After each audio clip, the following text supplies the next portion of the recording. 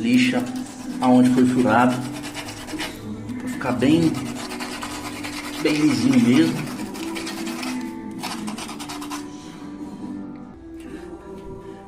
Tá aí bem lixadinho.